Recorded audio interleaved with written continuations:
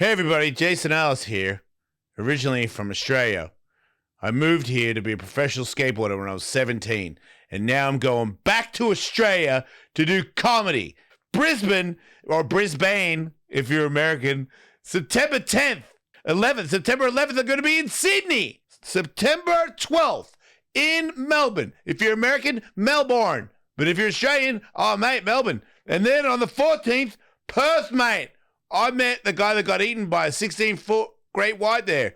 Get your tickets, Outback Inns. That's not a word. Australians. TheJasonEllis.com. I'm coming home. I had the Dahmer talk with my son. You know, he's had a little issue at school, and I'm like, Jeffrey Dahmer's parents went to the courtroom every single day. That's what you said. For sure, did. Dude, that's so Life's what you make of it, bro. Got to make your own fun. So harsh. Such a harsh breakdown. You know Jeffrey Dahmer, right? The guy that ate people? Yeah, I'll be there for you. His parents were in the courtroom every single day. Never gave up on him.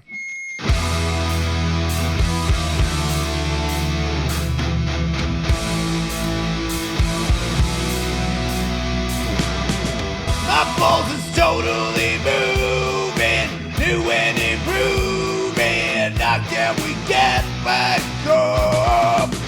I've got the heart and desire. My balls are on fire, ready to take us to the top.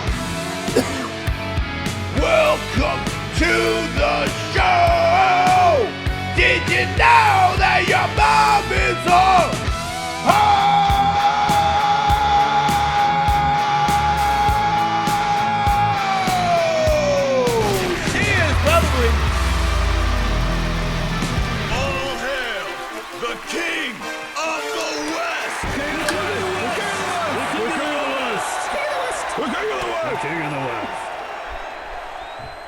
What happened?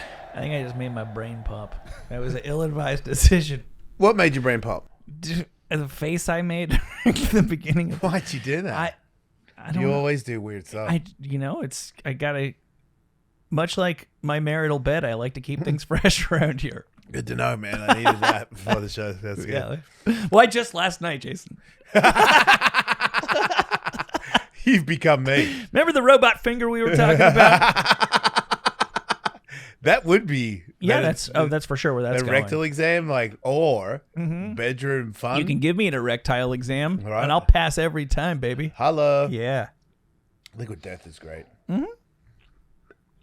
Real death, not so much. No. Well, we don't know for sure. Wouldn't it be? What if it's awesome? What a kick in the pants. If you're like, this whole time we've been this is the greatest thing that's ever happened to me. Yeah. All that time worrying about this, that, and the other thing when all I needed to do was just die. Sweet. The release of death. You know? Yeah.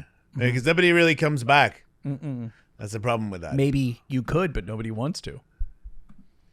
That's a big tell. Right. The reason nobody... Yeah, I am right now. Yeah. The only person that really knew was Jesus. Uh-huh. And he seemed pretty pumped when he came back. Yeah. Wait, did he die right after he came back?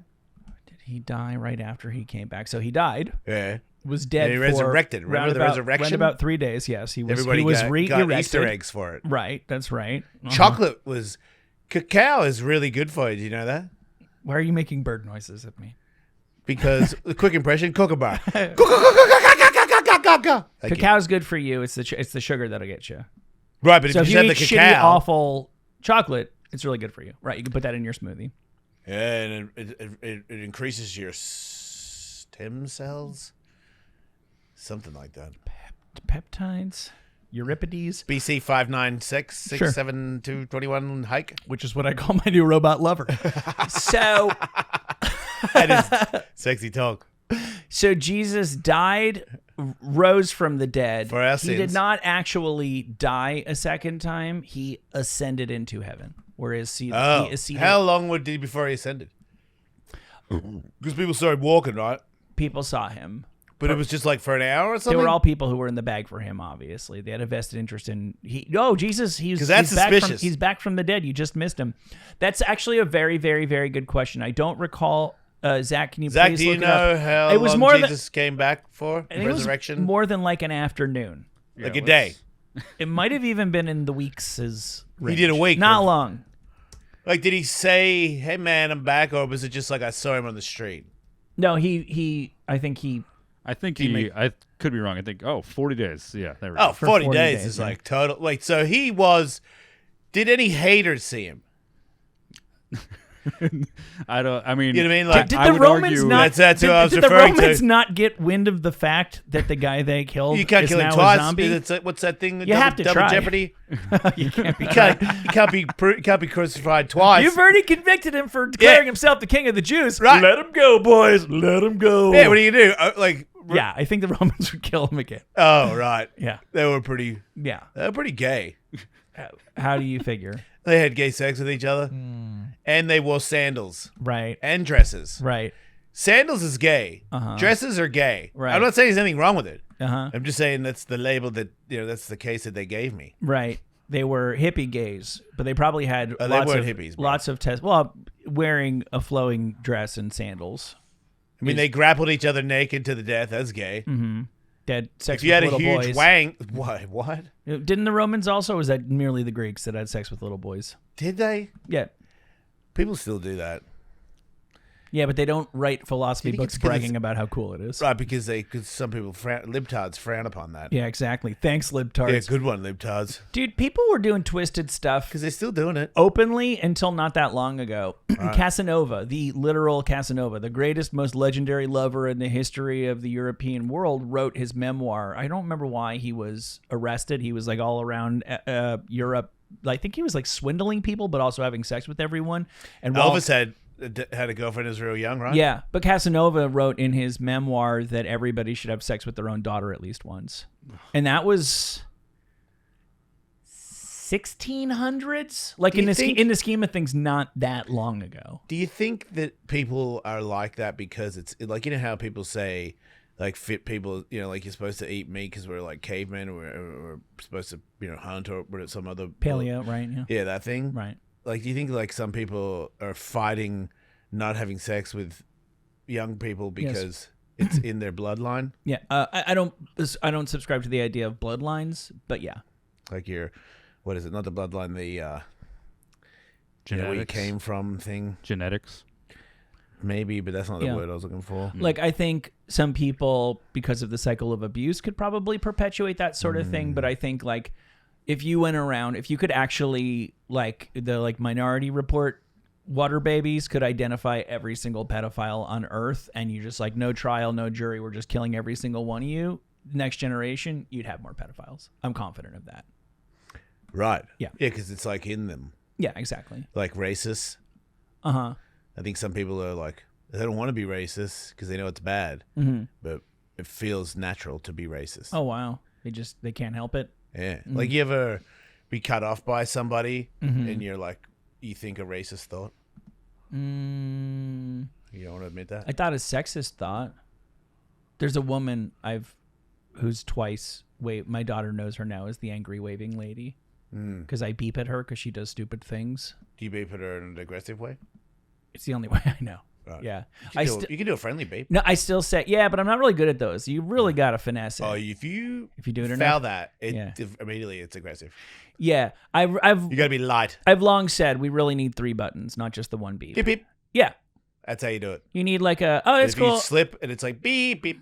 It happens to me all the You're time. an asshole. Yeah, or I'm like trying to give it the gentle one, but I hit it too soft and then I miss my moment. And timing is everything when it comes to beeping at assholes. I don't like it when I go beep, beep, and they go, oh, yeah. And I'm like, it was a beep, beep. It Yeah. wasn't a beep. No, that was a friendly one. But now that you've gone F me, yeah. we can dance, son. Yeah. But I won't do that. Before I now. was just cupping your balls. Now we're swinging. Yeah. Yeah. Yeah, obviously I fight that because it's in me,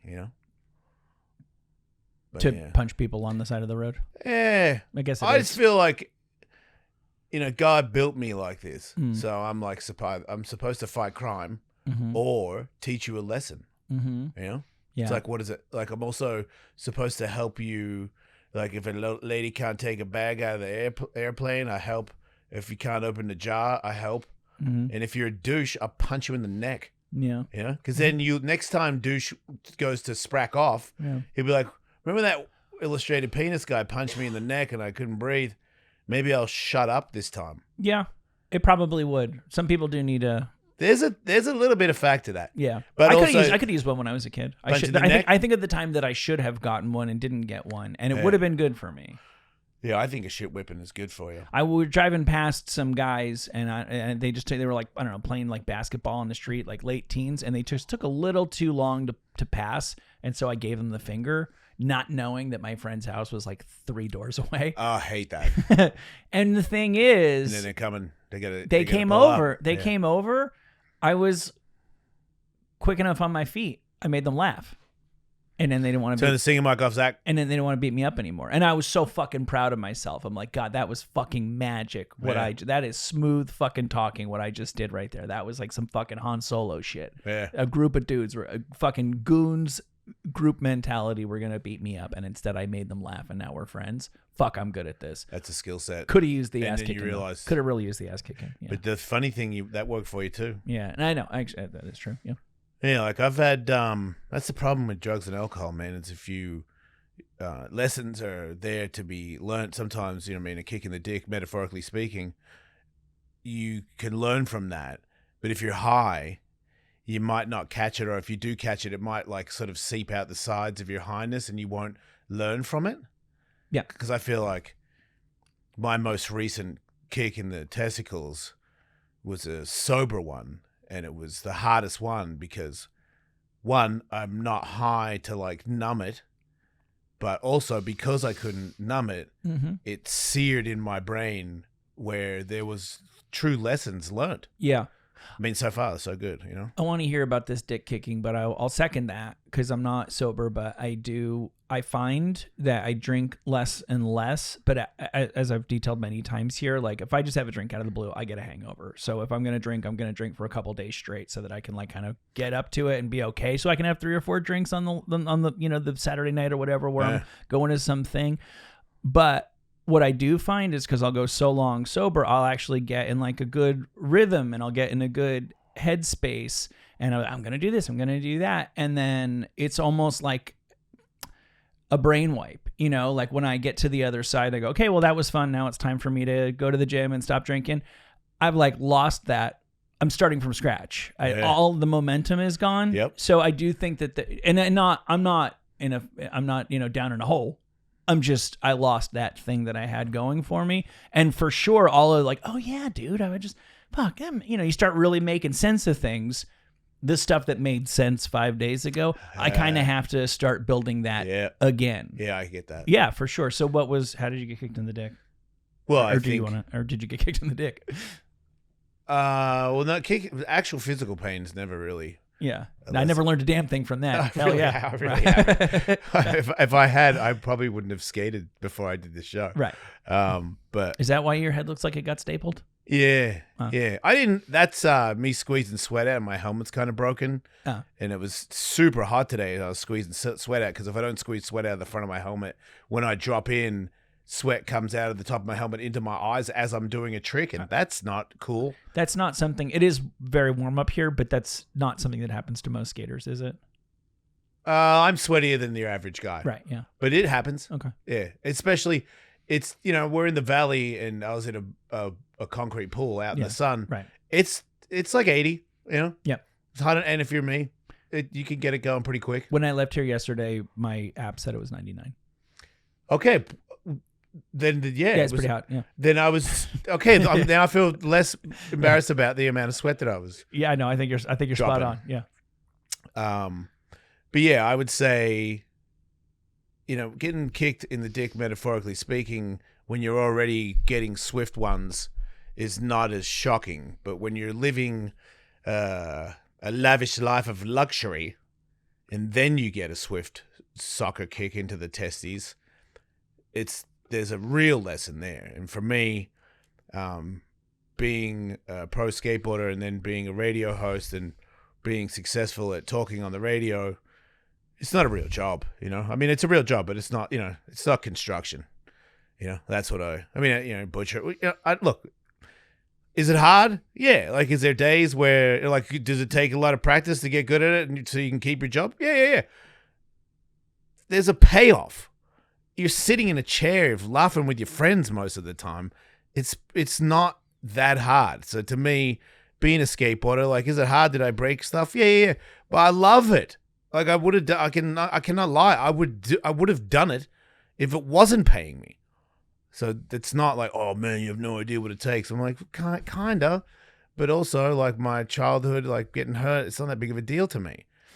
But radio and getting paid a lot of money, and then living this life where, you know, like I would buy groceries. I would go to dinner. I wouldn't even look at how much the food costs. I would just put the card on and walk off because I'm rich, according to me, according to most of us, actually. And then losing that job, that was a shock to the system. Like, I remember the phone call when I was like, hard to breathe. Like, what am I gonna do? I am ruined. And then, you know, having people around going, you're gonna be okay. And I'm like, okay, I'll be okay. And they were wrong. It wasn't their fault, but they were, you know, I wasn't that okay. And it got worse and it got worse. Not to interrupt you, but somebody who we know from our larger radio lives had been through something like that earlier in their career and said, we're going to talk again someday, and you're going to tell me this was the best thing that ever happened to you. Wow. And he meant it because that was the way that he felt. And honestly, that guy I don't even think is in radio anymore. Do I know him? No, I could say not a good friend. I could say his name. He's an awesome guy. I love this guy. His name is Mark Demos. Remember, he was a DJ on some of the rock stations. He's a Cullen guy. He's K-Rock, New York. Oh, New York guy. Okay. Awesome guy. Yeah. And he meant it from the heart. And I hadn't talked to him in years, and he called me as soon as he heard. So I have no animosity towards this guy, but I'm still waiting for it to be the best thing that ever happened to me. I agree with him. Mm-hmm. And financially, I'm in the same boat as you, Michael, where it has not turned around at all. But is my life better? It is. Mm-hmm. But I think that it has a lot to do with all the other things that I've done to make it better. But also, I would not have done any of these things if it hadn't have got that bad in the first place. Sure. So that falling apart, and then, you know, podcasting not doing that well. I was like, we'll just get in the podcast. We'll be huge, just like we were huge on the radio. Turns out, nah. And I was like, wait, what? Oh. And then divorce was really was 10 times harder again, and that was a delayed reaction. It's kind of one of those things where I was like, yeah, it's for the best. And then I don't know how many months later where I was like, this is the last mistake. I am ruined. Without her, I don't really see any point in going on. Like, I got so dark. It's like a good and a bad trait where I can hyper-focus on something.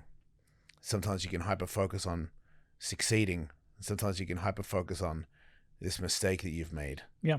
It's ruminating. It's a symptom of depression, anxiety, all sorts of things. Right. Ruminating is obsessively...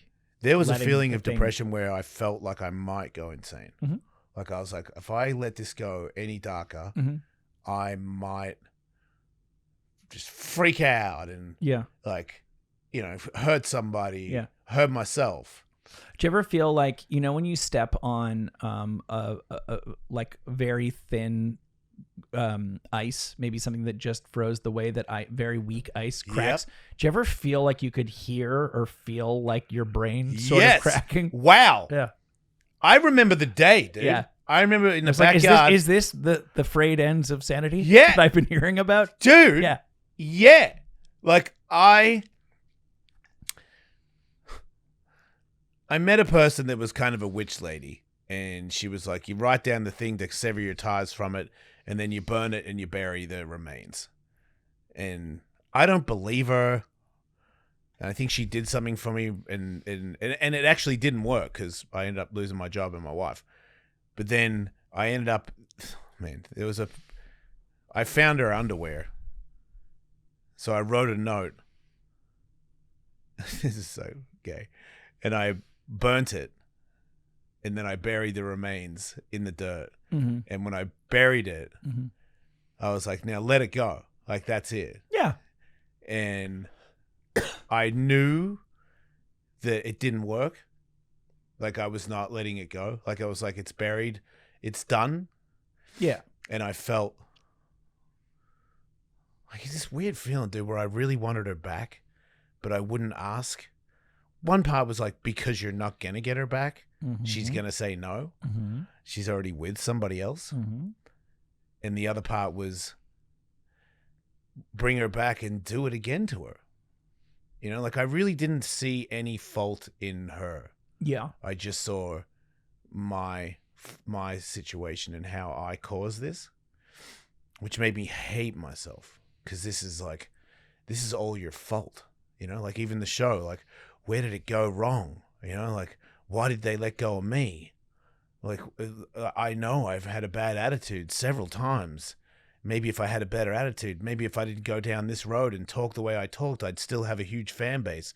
What is, you know, all these things that I've done for pleasure reasons, selfish reasons, and this is the price. We are now, you built an empire where it was like, you'd be pretty, I'd like to see somebody ruin it. I don't think you can. It's so powerful. And yet it's gone. I did it. It's gone. Everything's gone. My friends are gone. My wife's gone. My money's gone. My job's gone. My kids are gone. You know, that was another one where they see me less and less. Their mother hates me. You know, I don't, my step-parent, my stepmother and my half-brother don't really like me. My mum is my mum, so it's like, if I was a murderer, my mum probably still visit me in jail, you know, so it's like not real. I had count. I had the Dahmer talk with my son. You know, he's had a little issue at school, and I'm like, you know, Jeffrey Dahmer's parents went to the courtroom every single day. That's what you said. For sure, did. Dude, that's so Life's what you make of it, bro. Got to make your own fun. so harsh. Such a harsh breakdown. You know Jeffrey Dahmer, right? The guy that ate people? Yeah, I'll be there for you. His parents were in the courtroom every single day. Never gave up on him. You're my boy. Did you really say Yes. that? My wife did not appreciate it. I don't think I do. What the hell, dude? Oh, man. I hope he's a smart kid and gets that angle. We'll find out. Oh, shit. That was a good one. Yeah. So yeah, you got your mom. Yeah, so that's it. And we don't really see eye to eye. It's not her fault, but I have a little bit of resentment, or I don't know what it is, but you know, hanging out with her for long periods of time, I'm just not, you know, I think it'd be better now, you know, because I'm just in a frame of mind where I'm like, you know, if you're not gonna party, I can't stay in this room for very long. Like, very spoiled, you know what I mean? Like, who's rolling the joint? Are we having sex? Like, well, if we're not, like, I gotta go, because that's what brings me happiness, which is a happiness that never lasts. You know, it's always like, as soon as it ends, when's the next one? Because it's never satisfying. It never fulfills anything. It just leaves you empty again, and you need to keep reloading. Yeah, it's a lot like cocaine is a metaphor for all you know, pursuit of pleasure, where somebody once described cocaine to me as like the whole night you feel like you're going somewhere, and then eventually you just give up and you just go to bed, and you never get there. That's your evening. And in the beginning, you're so excited about setting off on the journey, and it always feels like it's like wherever you are is not where you need to be. If we just, let's go over here, let's talk to that person, let's do this, and you never get there. But ultimately, that's all of that's empty sex, that's drinking, that's everything. Any form of escapism, really. It doesn't even have to be drugs and sex. You know, just internet addiction, literally. Which is such the invention of that. Is it like convenient to, like, did you know this? Like, you know, Jesus, how long was he alive for? The internet, baby. Like, we got the answer, 40 days. You know, Yeah. like if it was us and it wasn't the internet, none of, like, who you calling to get that information? I remember when I was a kid, when my parents would have like dinner with friends and we'd be around. That was half of what grown-ups did when I was a kid. Is, remember that movie with the guy? No, not that one. What was that guy's name? Yeah. And they would just sit there and try to remember. Yeah, That was, and it might not have ever and got the sometimes, answer. yeah, people they'd call each other the next day. Oh, I've asked the guy at work. Remember that thing? Here's what it was. Insignificant information. Yeah. 3 days later. Right. Great. Right. Yeah. So, anyway, all these things happening, where, you know, rock bottom, man. kind of a, all these things that happened, I would not have made. I was like, okay, I've talked about it before, but I was going to end it. I was like, there's no point. Your kids don't need you. Yeah, because I'd convinced myself that I was useless to anybody. But the one thing that stopped me was, if you do that, you're making it harder for your kids. That's a fact. So maybe just, dwell around by yourself. If they need to see you sometimes, be there for them. But you can't off yourself. That's just going to make it harder. And you've already made it harder for them. So you're being, your last thought should be for them, not you. Because this is once again, it's a selfish thought. Like, you can't take it no more. You're going to cut out. What? Because you don't get your money and your pats on the back anymore? Like, it's weak.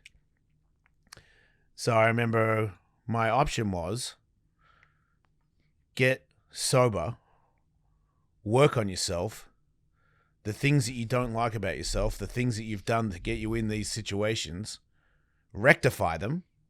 And that's the one thing I did have. I'm like, dude, you're not an athlete, and you were really athletical at one point from this passion and drive. Put the passion and the drive into being a good man. Like, I believed. I was like, if you really worked at it, like all the time, never off the clock, like don't do the things that you did. When you feel like you're going to do those, do the opposite. It's pretty easy. When you do enough what not to do, when you've done it so many times, you're almost pretty well informed. You're pretty smart. Like, if I can remember all the mistakes I've made in my life, if I just don't do all the mistakes that I've done in my life, I'm doing a really good job, because holy shit, have I done all the wrong things so many times. Not one either. That's the other embarrassing thing that made it hard to forgive myself. It's not one time. It's hundreds of times to hundreds of people. So it was so hard. That's the other thing from the sobriety. I'll never forget it. Where I was like, I can't talk. I'm like, this is my job.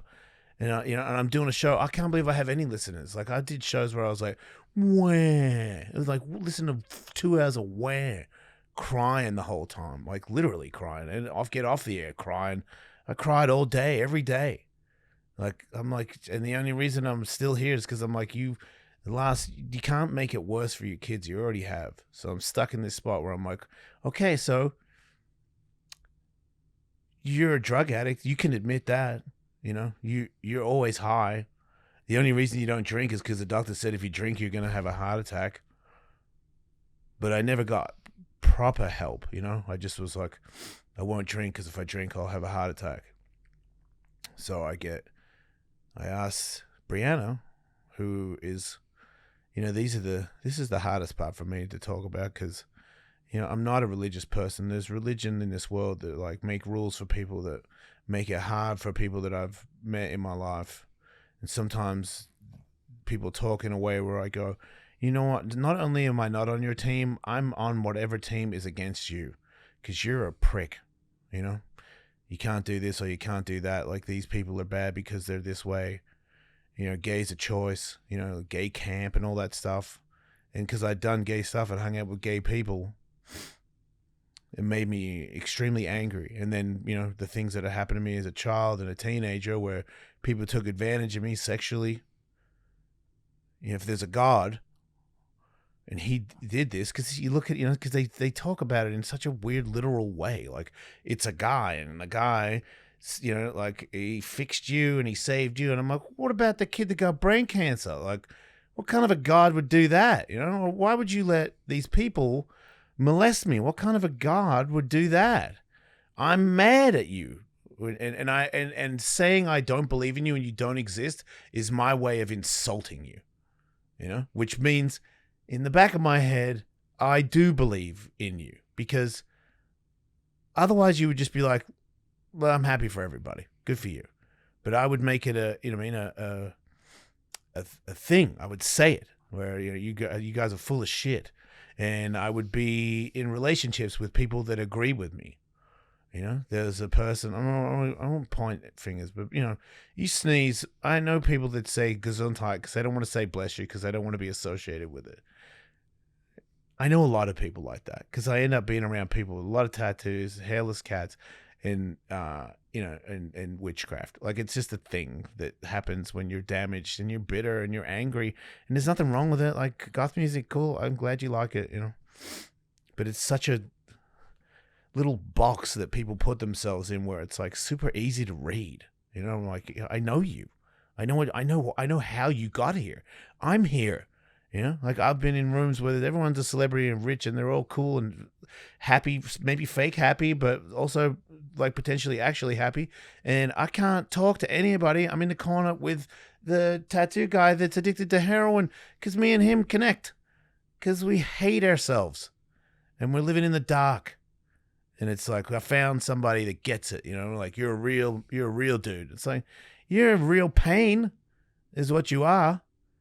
You know, and I'm in real pain, and like, you know, let's hold hands in the dark. It's so pathetic. But when I went through all this stuff and I started to get help, and the God thing comes up, because that's the thing when I talk to people about sobriety, and they're like, "Yeah, man, AA is, you know, it's not for me." Like the whole God thing, and I'm like, "It's not God." Like the people, you know, I blame, and there's no point blaming anybody. I just realized, but like, you know, when you're talking about how God's this and God's that, you know, you're shrugging people, you're pushing people away, you know, like a higher power. This is a crazy conversation I had with somebody who recognized me, who's from Australia originally, good friends with, I won't say, but somebody who I really respect, very intelligent person. Probably the smartest person that I would call a friend. And he's good friends with this guy. And he believes in God. And we talked about it. And I was like, yeah, man, and this was not that long ago. And I was like, yeah, I do too. And he's like, really? Because he knew me 35 years ago and was like, didn't think you would ever say that. And he was even talking to my girlfriend about what Jason was like 35 years ago. And I was like, hey, man, we've only been dating for a couple months. Like, don't, you know what I mean, like easy on the everything Jason was like 35 years ago. Nobody needs to know. And he was like, you're scared, you know, scary, angry, you know what I mean, like you definitely dedicate, you know. It's like, cool, there's kind of compliments there, there's also a lot of backhanded ones. He didn't mean it. But he was like a very educated man that has a very serious job involving government, computer, like pretty heavy stuff. Very smart man, obviously. And he was like, you know, there's science behind it. And I was like, science. And he's like, oh, I don't want to bother you with it. And I was like, please do, actually. And he's like, yeah. I'm like, yes, please. And he's like, well, think about the universe and you know, there's Milky Ways and all these things. He's like, you realize there's planets everywhere, right? But like the moon being a certain distance from this planet, it's a little bit closer. This catastrophe happens a little bit further away. This catastrophe happens. And the sun, all these things that are rotating around it that just so happen to make this planet this thing that where we can survive. It's like the odds of these things happening somewhere else is pretty slim. It's almost like it's by design. And he's like, really, if you add it up, it really has to be, because there's no other way that it works. And I'm like, I've heard. That's the best one I've heard, because all the other ones where, you know, Noah's got an ark. I'm happy for everybody.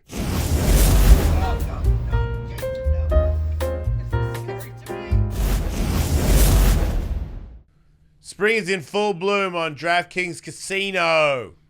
New offers and promos are sprouting up daily. Right now, new players can play $5 on anything and get 350 casino spins instantly on a featured slot game. If you're already playing games on your phone, why not make the big bucks while you're at it? That's what I say. Or like playing games on your phone is funny, especially when it's fun when you do like doing a dookie and you're bored. Yes. Imagine if you made money while doing dookies. I mean, that is galaxy brain thinking right there. Right? Like, what'd you do today? A dookie and made cash. And I got rich.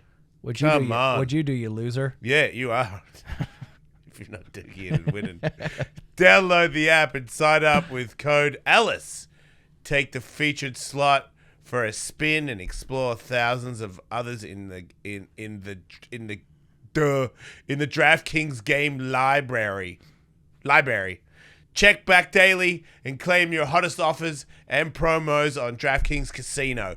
The crowd is yours. Gambling problem? Call 1-800-GAMBLER. In Connecticut, help is available for problem gambling. Call 888-78-97-777 or visit ccpg.org. Please play responsibly. 21 plus.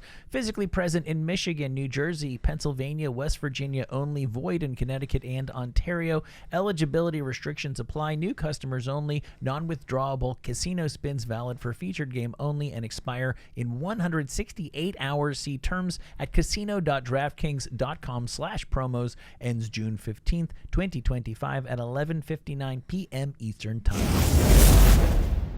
But Adam and Eve just bums me out, because I'm like, come on, man. Give me something I can chew on, You can't, there's no talking snake. This shit's hilarious, It's like a Mormon. Sorry, Mormons. I'm happy for you guys, but it's just bullshit. But if there's a higher power, Allah, Jesus, I don't care what you want to call him. That's the thing. I feel like people, if I pray to God, people are like, you pray to God? I'm like, yeah. I'm like, well, I'm speaking English, and that's like a term for a higher power. If you want to call him Shirley, I don't care. Just it's what I pray to, and the more I believe in it, the more things unfold in a way where the most important part about it is if it goes wrong, I'm not hurt by it. Well, I'm more of a, what's the lesson here? Because getting back to that kick in the dick where I lost everything, man. And I really was at the end of my rope. And it made me get sober. It made me be this person that I'm not a cheater. I won't cheat on you. I don't care who's offering it. I'm not doing it. I don't do drugs. I don't do alcohol. I don't need them. I don't envy the man or the woman that has it. I'm a better father. Like, the only sad thing about it is they're older and they don't really need me, like, all the time. And there's this big window of, when they were growing up, I wasn't all me. And I can't get that back, That one's always going to burn,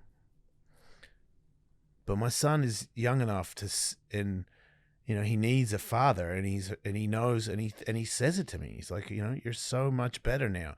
And part of me is super proud to hear that, and another part of me is cut up because that means I haven't been as good as I could have been for his childhood, and I can't take it back. And then their mother, we're friends. We had a conversation on the phone the other day and went for over an hour. I haven't talked to that woman for over an hour in 20 years. Like, I'm pretty punchy, but I believe that is a factual statement. And every time she's ever spoken to me, it's because she's got to. Like, where's my money? Are you going to be there? Why are you so, whatever word comes next, and rightly so. The people I choose to hang out with in front of my children, the things that I've talked about on the radio from my experiences, because I'm being funny, I'm being honest, where my kids know I've said that, my kid's mother knows I've said that, my kids' grandparents know I've said that. The things that my stepmom knows I've said. My mum knows I've said. I've hurt so many people, the only people that really care for me, to be entertaining, to be shocking, I guess. I don't know. They were talking to a guy that was like scared of snakes one time. Somebody brought a snake. It scared the shit out of me. And then I called him that night and was like, can you bring a big snake to bite me? I don't want to get bitten by a snake. But I was like, if a snake bites me and everyone's like, Jason's really scared of snakes, and an 8-foot anaconda bites him, we're not going to change the channel. I was like, do that, and people will listen, because I really need people to listen. And I can't think of like an interesting anecdote, so I'm just going to get an animal to attack me. Because I'm so desperate for attention and love. Fake love. You know, because that's what it is. You don't know me. You know, you don't really know me. And I'm not trying to be disrespectful to people that are fans. I'm just saying, it's, you know, if you don't really know, you know, like I got love from people that know me real close, and I love them. And that's like the most important. That's the biggest gift you get in your life. To me, for the longest time, the biggest gift you can get is being famous, being cool, sleeping with a lot of people, getting a lot of money. You know, I was positive of that because guess I never really experienced it properly when I was a kid because my parents were high too. So that once again, I had resentment for them, but I do not resent them anymore because I understand where they were coming from. They were young and they were running, and that's how they were raised. I don't think they were raised either. You know, they grew up. You know, my mom got pregnant when she was 15. She's adopted. She had it hard, man, and she did the best she could. And she's always told me she loved me. You know, that's the only person my whole childhood that said that to me. So I had somebody that I knew, and that's something. But just knowing how all these things work in the situation I'm in now, where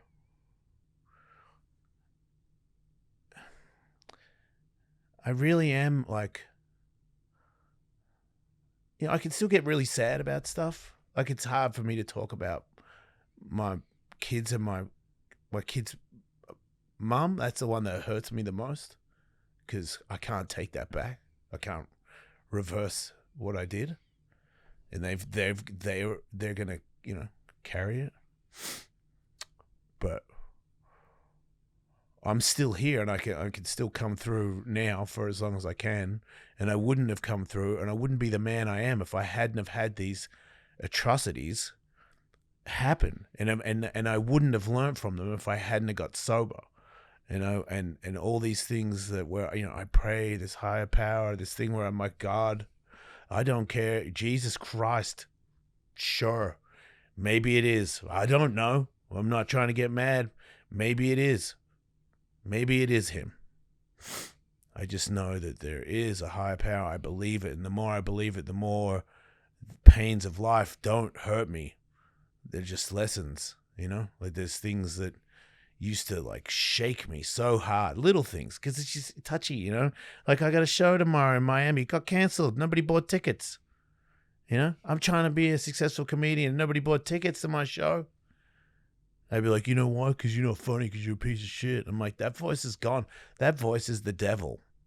And I know, you know, there's names, so like, I'm not super religious, calm down. To me, it's just the dark, the light, whichever voice, where I'm like, I know that voice. You know, this is a voice that I created when I'm a child.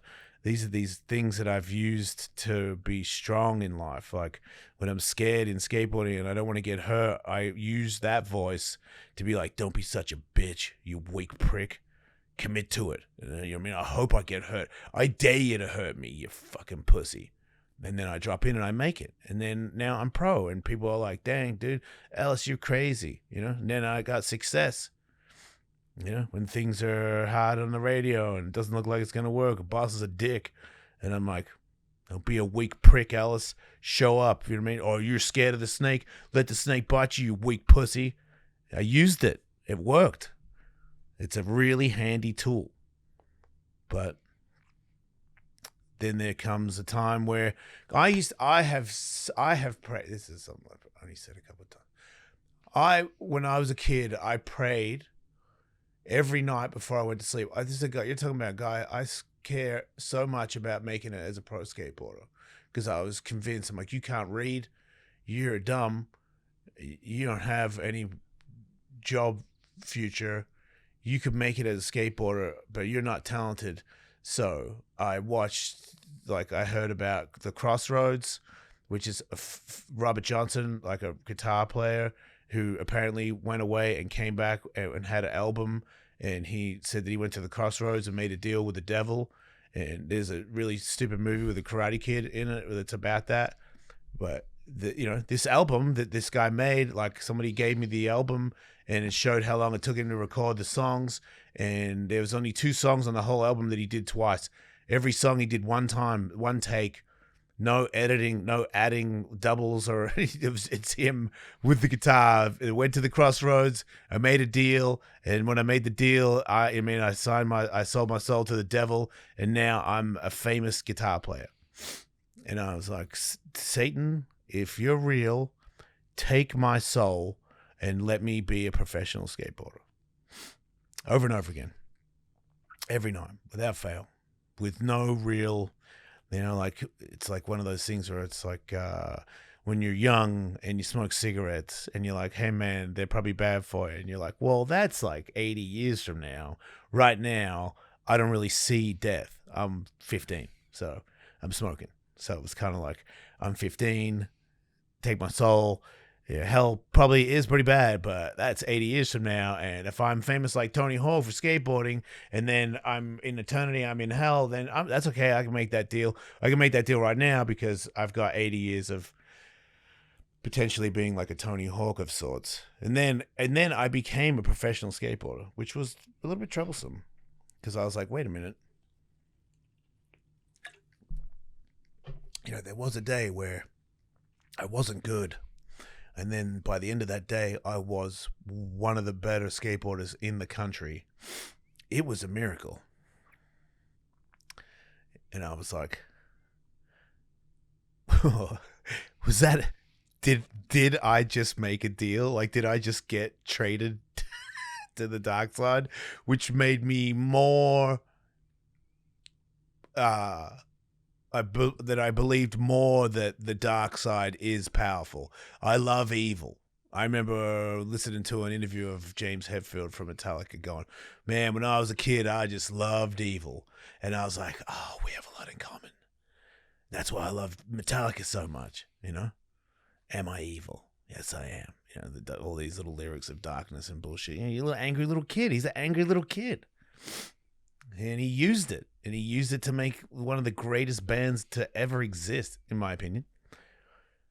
And I was like, I'm going to use that to be one of the greatest skateboarders to ever exist. And I was, in my opinion.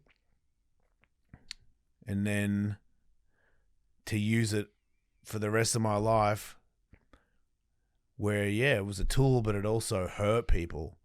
And I didn't care. Because if you care, you're a pussy. Because I always listen to that voice where it would be like, he's a bitch. You're a bitch if you feel sorry for him. Fuck everybody. Take what you can get. Take as much as you can. Win. Celebrate with drugs and whores. I always had this thing in the background. If you're a nice person, I'd start to push you away. Because I felt bad. I knew that I'm bad. Rodney Mullen was at my house one time and I was doing coke and someone was like, Rodney Mullen's in your house. And I was like, shut up. And I went into the living room and he was standing there and I was like, oh! And I immediately went back into my bedroom. It was like, it's not right for Rodney Mullen to be near me. I remember when I was not on coke anymore, but definitely a party guy, and Tony gave me one of his sons as a baby. Hold this, he said. And I was like, no. Like, I'm sincerely saying take the kid away. I'm me. Don't have your child near me. I didn't trust that I could hold him, or I don't know what I was thinking, but I did. I froze, and they all laughed because of my face, where they're like, well, it's just freaking out because he's holding the kid. I'm like, yeah, because dude, do you know what I do? Do you know what I'm going to do in like 20 minutes from now? I shouldn't hold a innocent child. I'm a drug-fucked moron. So anyway, I don't know where I'm going. I do know where I'm going with this. I did all this work, right? I start praying. This one day where I hit my head. I've hit my head a lot. It's also a miracle that I've had over 30 concussions. I've lost count, but we're knocking on 50 probably. Actual concussions, hundreds, but like out ones, like 30. That's a lot, for anybody. The CTE thing, I see people that have talked shit on me on social media. You might be right. It ain't that fucking funny, but okay, I get it, you trolls. But one time I'm praying, and I saw a girl, tattoo, fucking, she didn't have the money for a hairless cat, but she would have had one, porn, blah, blah, blah. And she's like, are you praying? And I was like, yeah. And she was like, not to Jesus. And I was like, well, I don't really know. I'm just like trying to be a better man. And so far in my life, it doesn't, like, not doing it hasn't panned out for me. So yeah. Maybe. And she was like, well, as long as it's not Jesus, we're cool. And I was like, wow, you're evil. And I've always been attracted to that because I've always been in the dark and thought that dark matches. It feels right to be with somebody else that's also in the dark. And the more I get pulled into the light, the less that's attractive to me. And the more I want to help you, if anything, but if you don't want my help, then I need to steer clear, and I don't have any remorse. I'm clear. If you want my help, I will help. If you try to pull me to the dark, we are done. So anyway, one of these days I'm praying, and I said, take it easy, I'm gonna skate today, and I knew it. I was like, people are gonna film. I'm gonna push it today. I'm 53, man. Like pushing it is. On a 13-foot high vert ramp, like you pray too if you fucking have hit the ground as hard as I have. It's not cool, dude. Like you wake up in the morning, it's like a car crash for like a week.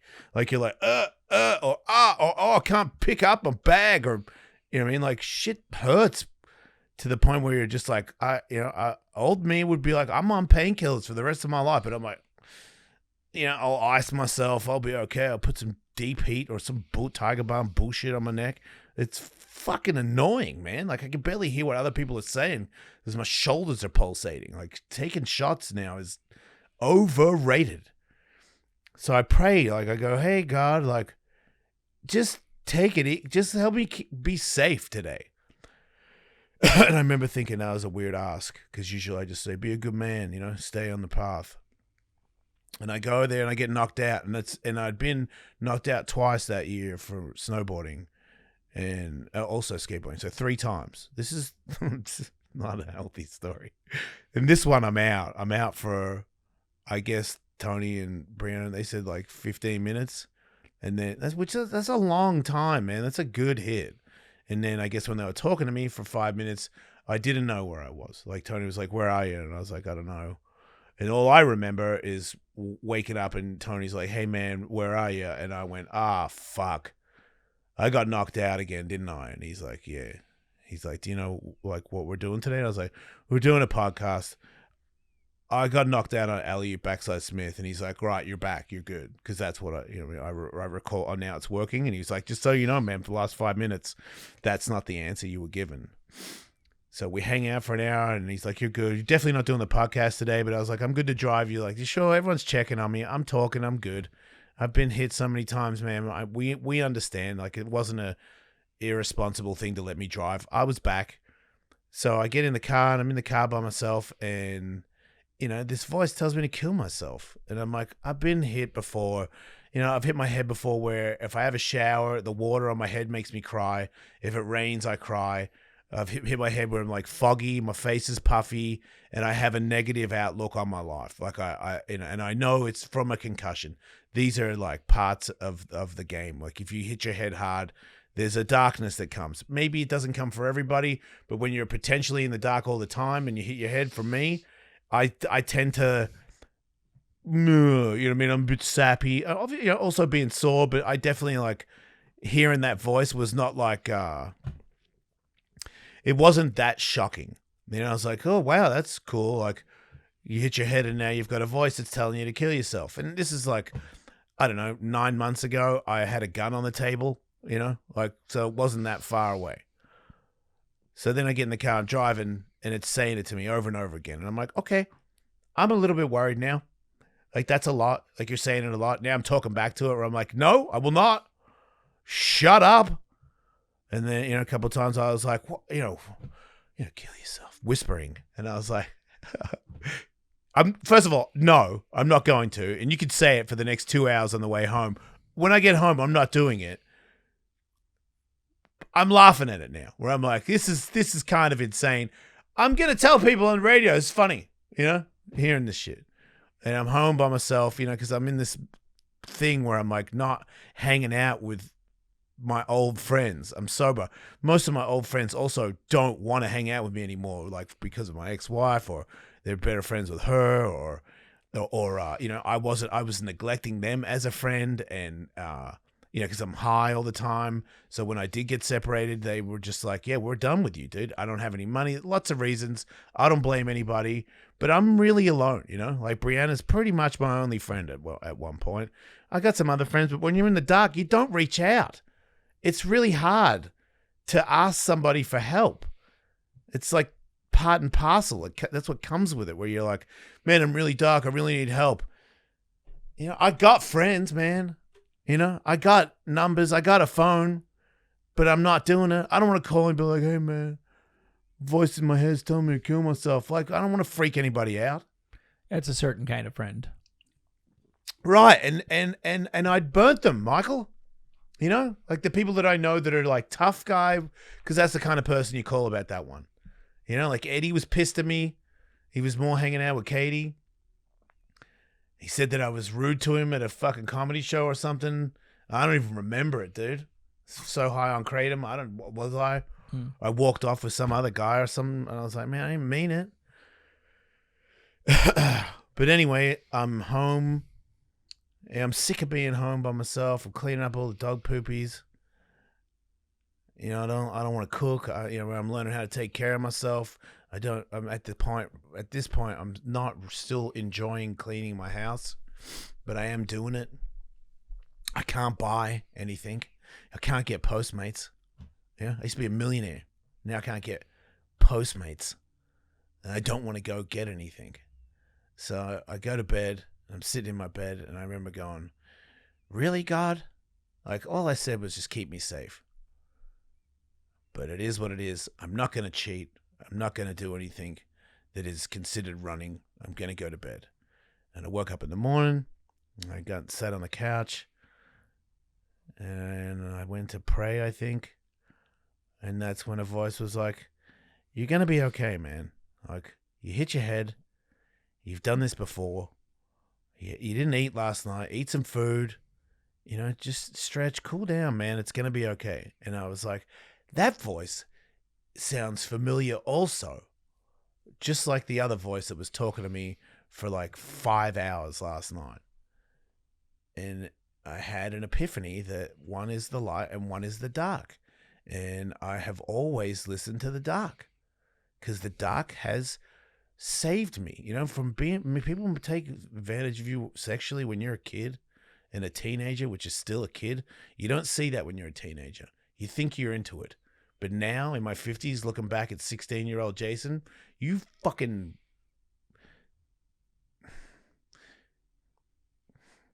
you're sick, like you, and it's crazy. Then, there's a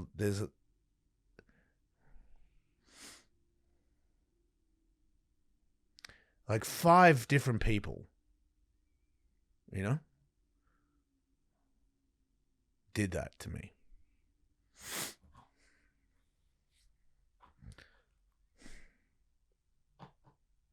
It makes you angry,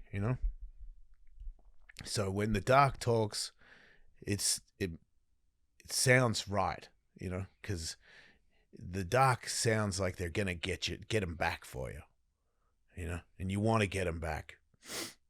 When I was younger, I didn't even know why I wanted to get them back. I thought it was a mutual deal. I was like, yeah, I'm into it. Nobody forced me. It wasn't a gunpoint, which also makes you want to hate yourself because you did agree to it. But that shit does not, it doesn't go away, It just stays.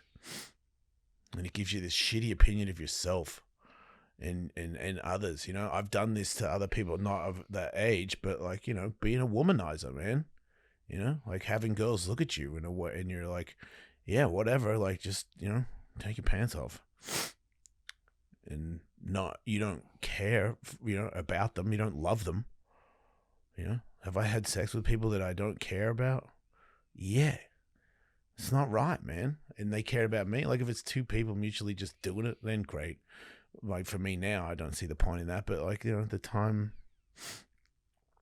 Actually, if I'm single and somebody wants to bone and I'm like, you do not love me, right? Like, we could just do that, then I would still be okay with that. It's pretty hot pillow talk. Appreciate that. But, yeah, if you really like me and I don't really like you, well, it's sick. But I didn't realize it at the time. But anyway, it just became more apparent in my sobriety that this darkness that I've been listening to, because I'm so angry at all these things that have happened to me. You know, people, it didn't happen to you, it happened for you. Because that's how you get out, is you see it as a lesson. And if you can evolve and roll with it, you can use it as a tool where, look, I wanted Satan to have my soul. You know, I want God to free me from this. And I just want to feel love. You know, I remember my sponsor that passed away, who was such a good person to me and had such great advice, also knew that he was going to die soon because he had a heart replacement. Didn't tell me, didn't talk about it. But he talked in a way where he's like, I don't have much time. And when you are a human that knows you don't have much time, you don't fart around with shit anymore. You talk factual, you know, what is important. Like, do you love today? Because that's all you got, dude. You know, tomorrow is not promised. So when I started to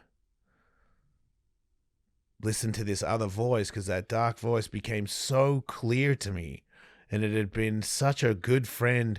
And when you've been listening to that voice for so long, it's so, I'm like, I know you. Oh my God, I've been listening to you this whole time. Like, yeah, of course you told me to do that. You suck. You know? But you helped me. I don't know who to listen to. But then when it became, I don't care about, I mean, I got an ego still. I'm always fighting that. I will always have to fight that. This is just humans. But I don't care if I'm famous. It's really freeing when you've wanted to be famous your whole life. Because I want to be famous because I don't think anyone loves me. And if I'm famous and everybody knows me, I feel like I'm loved. If you have sex with me, I feel like I'm loved. This is the saddest part about the reason I tick. You know, like, if everybody likes me, I feel like you love me. I feel like I'm loved. It's sad, you know? And if you sleep with me, it's affection. Because of my childhood, if you have sex with me, I feel like I'm loved. It's sad. I'll let a snake bite me to be loved. I'll jump off of some cliff into a ramp and bash my brains out of my head. Because if I make it, or if I just try to make it, you'll love me. And it's not true. If I get a car that's shiny and it costs a lot of money, when I valet it, you'll think I'm cool and you kind of love me. Like, all these things that I thought were the answer are not the answer. And I would not have known any of this. I just would have died on Sirius XM making $1 million like Howard Stone. Like C-list Howard Stone, I should say. But, you know, with this hole, you know, it's like my sponsor told me one time, he's like, you got a watermelon hole in your heart and you're trying to fill it with oranges. Like, it made those ones made a lot of sense to me, where I was like, wow, I have been, you know, It's not. It's and I remember him saying he used to own a lot of nightclubs in Miami. And he had a lot of money. He's cool and choppers and cars and chicks and all that. And he's like, now I got a Camry, you know. And I was like I like what you're saying, but I don't want to be happy with a Camry. Like I remember when he first said it, I was like, I'm not going to say it back to him, but I remember thinking, I was like, can I just be like a little bit happy and rich and famous? But now I listen to this other voice, and whenever I still hear the dark all the time. Yeah, it's not, and don't freak out. It's not like Jason, it's not that crazy. It's more just like inner dialogue, where I built this person, this dark, to protect me. And the light was not to be trusted, because whenever I was like, give him a chance, I got hurt. So I folded that up, and I just kept the dark, ready to snap, ready to fight back. Because you never get me again, When people do things to you when you're a little kid and they're adults and you can't shake it, you get this thing, where I'm like, if you try to take something from me and I can relate it to that, there's an anger in there that is like, it's scary. I'm scared. I'm scared of me being really angry. I'm embarrassed by him, but I'm also scared. I don't want to hurt anybody. I'm a fighter. I hurt people in the gym. I've had fights where I broke a guy's shoulder off. I felt terrible. So I'm not that guy. I feel bad. But now I talk to God all the time. I don't care what it sounds like to anybody else. But I think the main reason that I'm talking about it is because I'm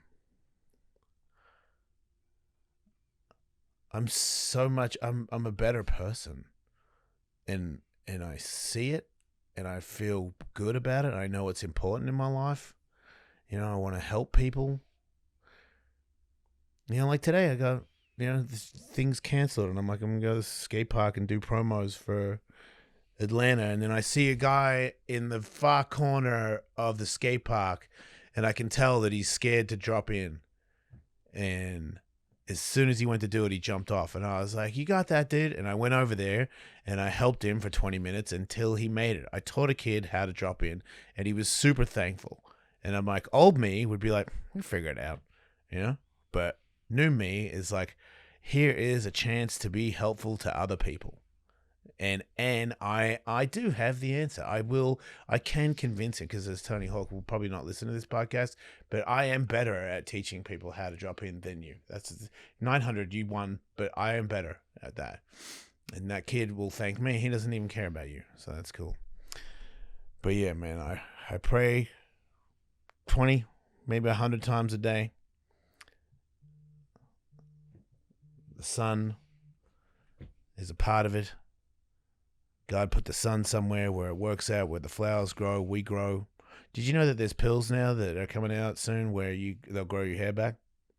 I believe it. I think it's 2030, so we've got 5 more years of boldness, Michael. Okay.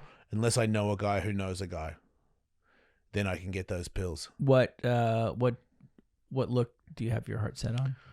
I like your hair right now, Michael. Oh, thank you. Really? You would do this? Why would I be sarcastic about it? You don't like your haircut right now? No, I actually do. I'm just flattered that you feel that way. Yeah, it's pretty casual. Thank you. I don't think me doing like because I'm such it's just too much to me. Mm-hmm. I would like a normal haircut. Yeah. Right. Or this is the saddest, maybe a crew cut. I totally get it. There's a big difference between like just this much hair, but on my whole head. I totally. I recently learned that in England there was the skinheads. Obviously, yeah. There was also after them there was a little movement, the suede heads, because they just grew it out. It was a whole other thing. I'm not a skinhead. I'm a suede head. They're a different they had a tight gang. Did they fight each other? I don't know that they fought each other. There must have been some disagreements, because it was definitely I am not. It wasn't. I don't know where the whole racist thing tied into it, but it was like I'm not a skinhead that's just overdue to get my hair cut. I don't want to be a skinhead. I'm a suede head. Yeah. And how much difference is there between It's a lot. suede texture, but in terms of the actual amount of hair, Oh, yeah. almost nothing. No, it's like chill for a week. But it's a world of difference. Oh, for It what was you're literally representing. a different movement. Yeah. So yeah, I understand. Big difference between a crew cut. Big difference between a guy who shaves his like Channing Tatum and Donald Cerrone. Right. You know? Yeah. Yeah, because because that's the other thing. It is cooler to have no hair, Mm-hmm. like convenience wise. Mm-hmm.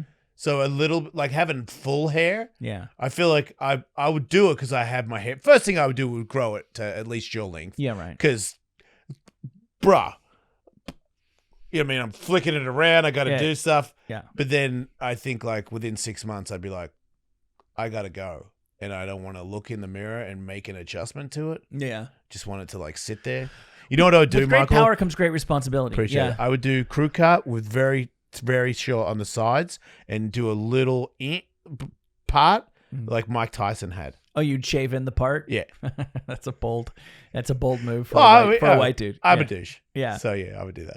I feel like if you're going to be a white dude and try to run that, having a head tattoo helps. Yeah. I can't really say why, but I think you get it. Yeah, well, I'm not white. I'm Australian. Oh, It's right, different. yeah, sure. And did you know gingers are black? Right. You recently illuminated me on that subject. Dude, my girlfriend showed me videos of redheads crying in excitement, and like I finally Oh, I understand thought how. they were like, No, I've been racist. I've been racist my entire life. And, That'd be even cool, Right? I can't believe I'm black. I'm gonna kill myself. like when, No, they're happy. like when Italian dudes in New York find out that you can fucking see Africa from Sicily. That's what's happening. Yeah. Yeah, Right. people are very dumb. Yeah. So yeah, if you want to get sober, if you want to get your life together, it can be done. No matter how deep of a hole you've dug for yourself, you can get out. You know? If Robert Downey Jr. can do it, that guy was Right? a punchline for like 5-6 years. Did he break into someone's house and fall asleep in their bathtub? Yes.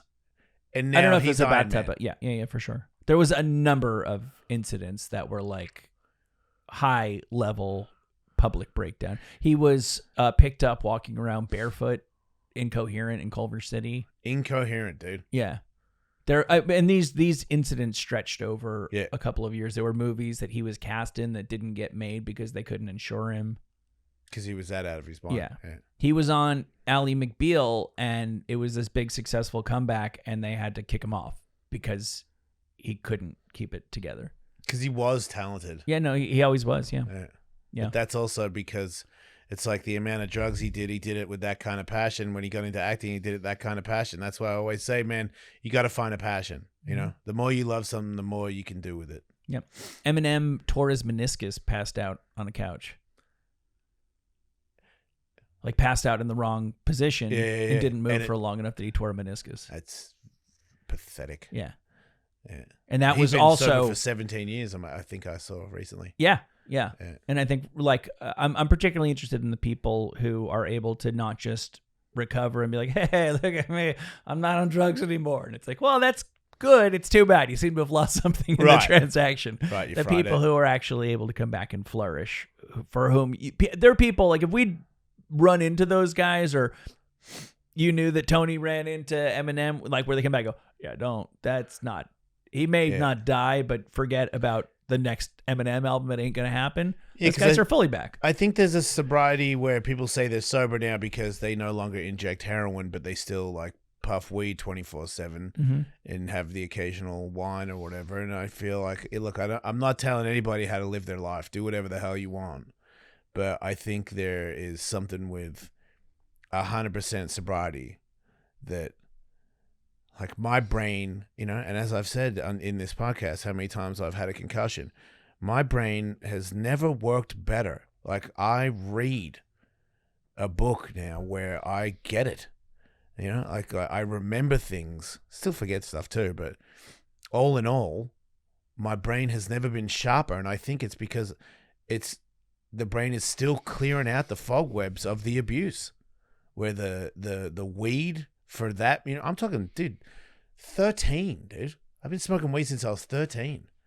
I've been sober for 18 months, you know, and in a couple years from now, I think it'll be another level. Because I could tell, every year or every 6 months, every 3 months, every month, man, it's like another epiphany happens where I go, whoa, Yep. man, that was a close one, and I keep getting better. I keep even discuss, like my girlfriend, I have discussions with her about things now where I'm like, I'm listening to the things that are coming out of my mouth, and I'm like, dude, it's hard because I'm like, the people you've hurt, you just wouldn't have, it wouldn't have gone there, you would have caught it and said, oh, Yep. this is a big red flag where we need to like make a decision right now where we're going to go before we go any further. And then I wouldn't have hurt anybody. Yeah. Cause I didn't want to have an argument. I didn't want to have like a thing where I have to tell you something you might not want to hear. So instead I'll just drag it and then do something even worse because there's resentment building that I didn't know. So I just did it. Is that a show? Yeah, I think we've run out of time to do Due to My Slut. Right. Well, if anybody wants to see Due to My Slut, patreon.com/Ellis, mate. So thanks everybody for listening to the show. If you don't like it and you didn't want to listen to that, then, fair enough. But this is my show. And I think that there's one person that it could help. And that's why I've decided to talk more about this stuff. Because as I said earlier, I know what not to do. And now that I'm doing the opposite, it's really cool, man. Like, it's really cool, Like my son, that's my son. My daughter, like, they know me as this other person now, and they're very happy. Their mother cares for me, tells the kids how she loves what Jason's doing. This is, you can't get a movie, you can't get $1 million, you can't get a shiny car, you can't buy that, and I don't think without sobriety would I realize that, how special it is. I'm super pumped, grateful. If anybody needs help, you can message me, man. Like, if you want to show me your tits, like, go send that to Tully. But sorry, Tully, I was joking. But if you need help, sobriety or any of that stuff, Wolfman, I answer people. If you're sincere, I sincerely will help you. Don't die.